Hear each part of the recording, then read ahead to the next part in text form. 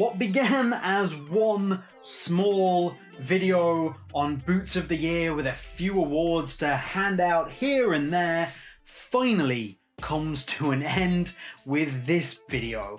Part 4 of the Boot Wizard Boots of the Year Awards, and it's going to be the Boots of the Year. This is the top 5, the best 5 boots that were released this year from the big 3 brands. That's Hamilton.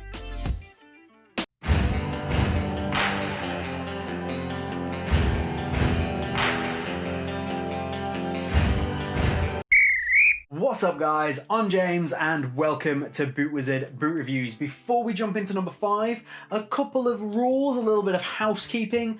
Firstly, no leather boots on this list because I haven't tried any of them, so therefore they don't go on the list. That rules out all of the Mizuno boots. In the intro, I said that it was going to be the top 5 from the big 3, and we are going to stick to that just to make things nice, simple, and clear. However, there will be no limited editions included. So, for example, the Rimac Puma Ultra, the SL, this can't be in there, and the Adi Zero remakes, the memory lane ones, they can't be in there. However, that leads me to another little piece of housekeeping.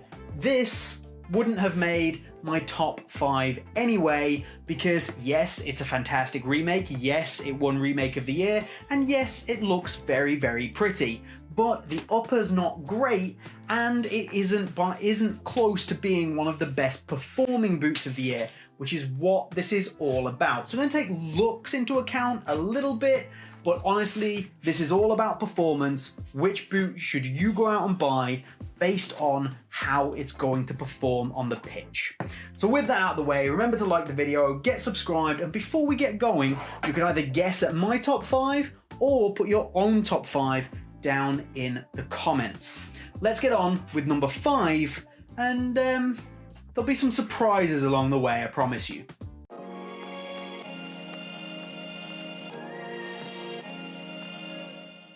At number 5, it's a boot that I have criticised quite heavily over the course of this year, and it has been a whole year, and we are talking Adidas Predator. Now, because this is the best of list, and I'm not just randomly criticizing any old boot here, we've gone for the 20.1 low because of the 3 options available at top end, the 20.1 low, the 20.1 with the mid-cut, and the 20 plus. I think that this is certainly the best option.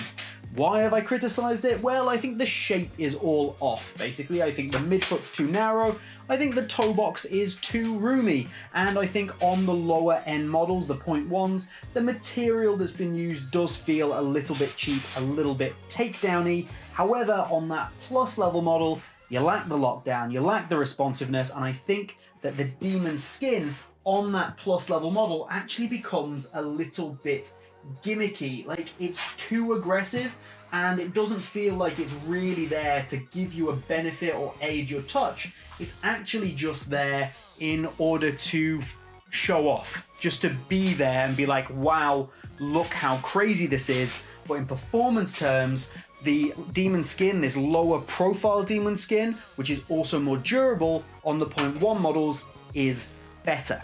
So after all that criticism, how does it get into a top 5 boots of the year? Well, it's innovative, it's different, it's pushing Adidas in the right direction with the Predator, and it has got me excited for what is to come. We've already seen images of the Predator Freak, which will be dropping. Adidas have it currently on the 25th of this month, 25th of January, as the release date. Of course, we'll have it on the channel, so get subscribed for that.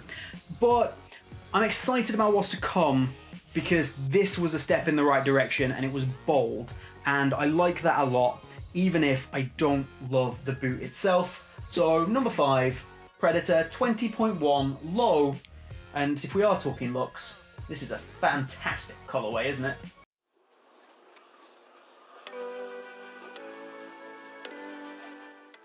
At number 4, we've got a boot that is the opposite of the Predator, kind of. The Predator was quite well received critically, even if I think that that's generally just down to hype. I don't think it was down to the boot as a whole.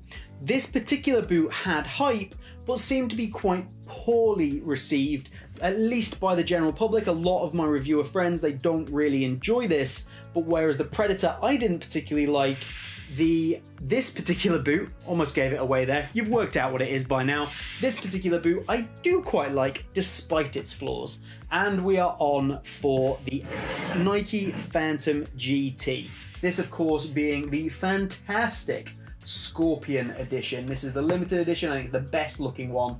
I think this is absolutely fabulous. So the plus sides are that it is fairly similar to a Mercurial, but it's much wider. So all of you people that's wanted to be rocking Mercurials for all these years, but you've never been able to because they've been too narrow for your big wide feet, well, now you have an option. This will accommodate almost everybody. It's super wide, it's super comfortable, it gives you a really soft, pliable upper, a nice free sensation on the ball, and it really will accommodate almost everybody.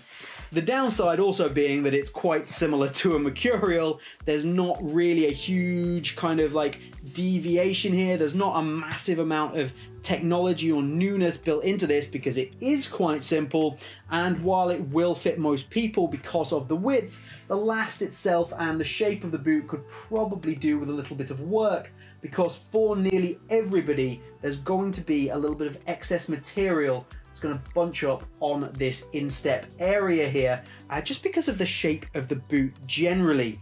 I've also had a few people complain of heel issues in this particular boot, some chafing, things like that. Not a problem I've had personally, and it does lend itself to me quite enjoying this boot. And as for that bunched up bit of material, there is a little bit, but again, for me it seems less pronounced than other people, which is all really important to leading me to have a very positive experience with the Phantom GT. It's a boot I've really liked. I think the sole plate is excellent as well. However, we've got to be fair, we've got to be honest, and we've got to be open, and there have been some issues. They've been reported. I can see where people are coming from, so we have to kind of bring it down, but I refuse to bring it down any further than the Predator, because I did enjoy this much, much more than I did the Predator. There's a lot of talk around this, a lot of Nike talking you through, you know, the generative texture and how it's 3D modeled on how players play and kick the ball. We've heard it 100 times. It's not that exciting, but it's a simple, well executed boot that gives you a really nice amount of freedom, and I enjoy it. But it has problems, so it can only be number 4.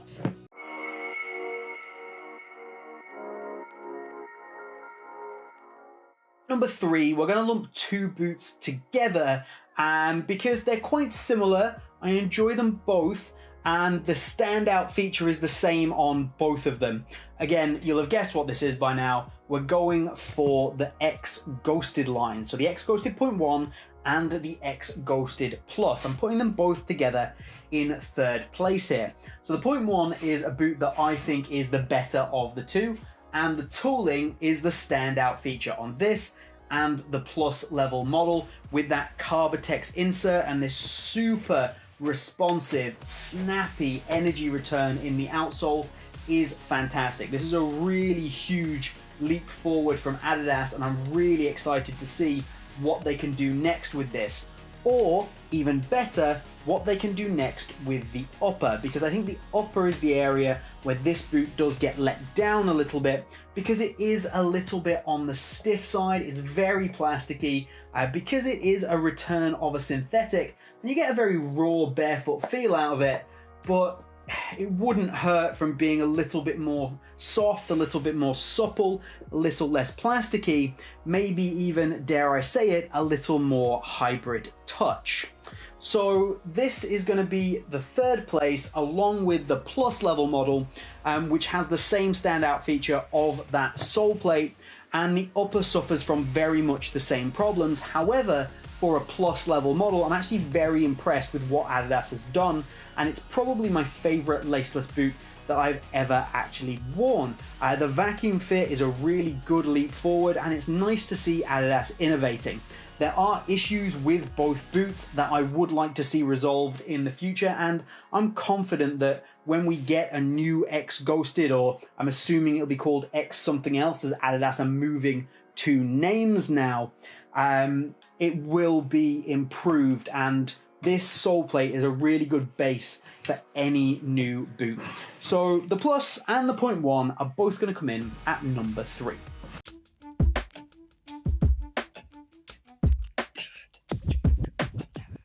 Coming in at number 2 is probably a lot of head scratching from you, because you're a boot nerd, you're a boot head, you know your boots, and you're going through all of this year's releases, or last year's releases as it is now, and you're like, if we've already got to 3 and this is 2 and he's already put the Plus and 0.1 Ghosted together, what's he putting in second and first place? All in good time, my friends, all in good time. There is a classic Boot Wizard rant coming right up. But for now, second place, we're giving it to the Puma Ultra, which I think is the boot with the least problems out of any of the ones that I've listed so far. That's not a particularly good accolade to have, it's just to be the boot that is the best out of kind of a flawed bunch, but that is what we've got here. But Puma have done a fantastic job with this, and I've almost said it a couple of times, and I'm going to say it here, probably going to regret it later or change my mind, but this could definitely be the best boot Puma has ever made, the Puma Ultra. It's their best speed boot, I would say, for sure, and you've got this really fantastic kind of woven upper with the Kevlar and aramid fibers intertwined into the upper, which gives it a really nice responsive feeling. Not the most responsive in the world, not the most locked in either, but it is still very, very good. The outsole, the upgrade is really nice. It's aggressive traction with aggressive stud shape and a nice stiff midfoot for that responsiveness, and a good springy forefoot. Nothing like the X Ghosted, but still really, really positive. I think as a package of the boots that I've listed so far, this is absolutely the best one. It offers you everything without a fatal flaw. It does, however, come with a flaw. And for me, it's kind of twofold. They go hand in hand. One is the silhouette is kind of bulky for a speed boot. I feel like it kind of needs slimming down. And that leads itself to the main problem, which is there's just too much volume through this area of the boot here. So unless you have a particularly voluminous foot or a particularly wide foot that takes up all this space, you get extra material bunching on the top here, and that's kind of disappointing in a boot that does everything else really, really well. This is also 160 grams, which makes it basically the lightest boot on the market, apart from their own SL, which was only a limited edition for now, and I am really pleased with what Puma's done here. The 160 grams thing is a great selling point. For me, it could be heavier. I quite like feeling a little bit more behind my boots, but it doesn't make the boot feel unstable, and it doesn't make it feel cheap or anything like that. There's still a good, solid boot here, and I've been really impressed with what Puma have managed to do, and the more I wear it, the more I like it. If you are wanting any information about the Puma Ultra, either go and watch my video or jump on Instagram and go and talk to Tim. Tim is at the Top Bins podcast, so it's Top Bins Talk, and have a chat with Tim. He is, I think, the leader of the Puma Ultra fan club, and he will be happily talk your ear off about this. Check out the podcast too, really, really interesting stuff. But my Puma Ultra, solid boot, really, really good from Puma, and number 2.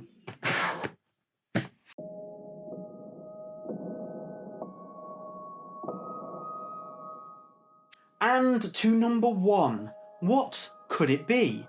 Like, I see all of the big releases from the big 3 brands right here. Surely he's not giving it to a Puma 6.1, is he? That would be insane. Yes, that would be insane. And I'm not doing it, because I'm not that crazy. That crazy. What I am doing is I'm not giving out the award at all, which might be crazier. And I have 2 reasons for this.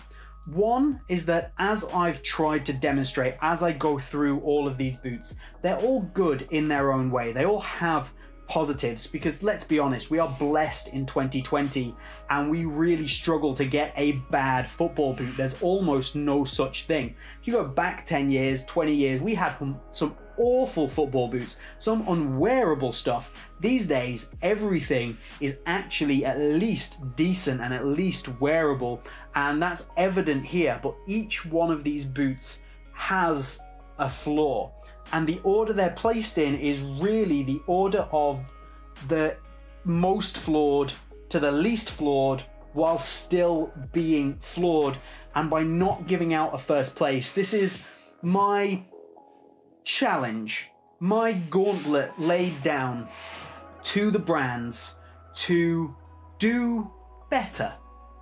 I feel like the brands have been caught up in a hype-driven industry, and an industry that's driven by more and more releases, quicker and quicker, and a large amount of colorways, and that takes away from what designers have been able to do to deliver high quality product to us. Just look at the number of Predator 20 plus models we've had since it was released. It's completely insane. I think we're at 16 of them now.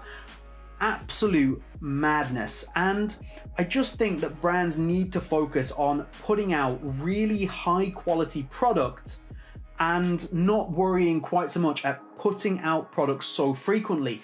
I know we're a hype driven industry, and I know the newest thing is the next thing and it's the thing that makes money, but eventually they're gonna shoot themselves in the foot. And I feel like the general public's response to maybe the Phantom GT is evidence of that. The launch colorways of that went into big, deep sales when it was still available, still on the feet of players on the pitch, which is something we hardly ever see Nike do. Now, obviously, the pandemic plays a huge part of that, but I think that the public are getting wise. Me, you, we're all expecting better. And I think it's up to the brands to deliver. So my challenge for 2021 is for a brand to come along and take this #1 spot by force. We don't give it out easily.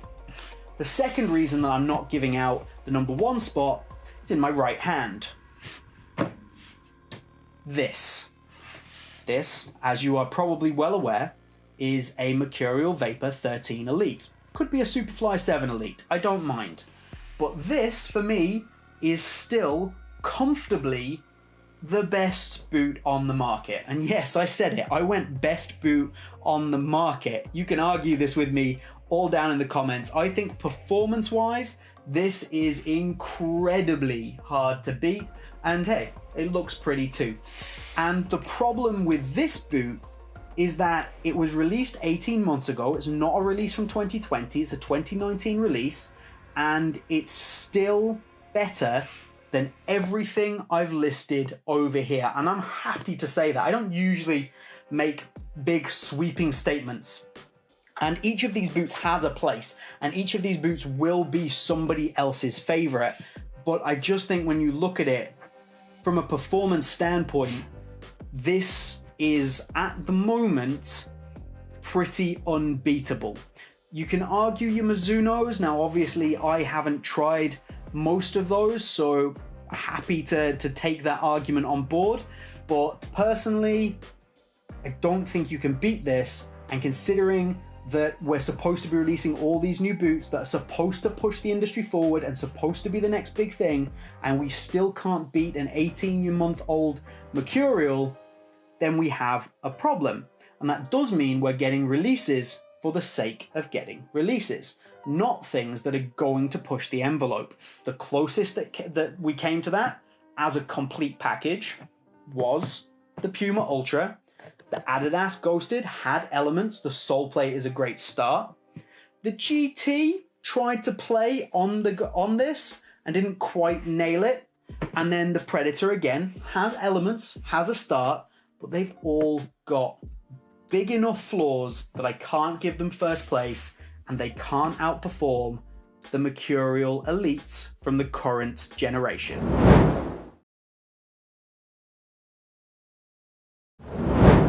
What do you think? Do you think I've completely lost my mind? Do you think I should have awarded a first place? Do you think that I've basically awarded it to the Ultra by putting it at the top of the list? But let me know what you think. What do you think of my opinion of the fact that I've not given a first place out? What do you think your number one is? Let me know down in the comments. List me a top 5.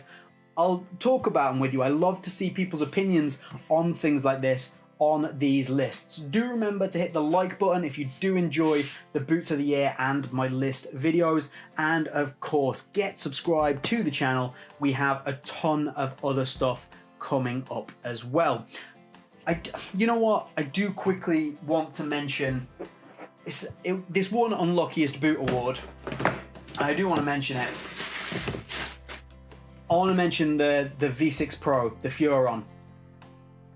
I feel like it's been overlooked again. I went with the big 3 here, but I think you could easily slot this into a top 5 boot. I've gone off on a massive tangent because I just saw these, and I think New Balance are unlucky with this for the press it got. It's a very good boot, and oh,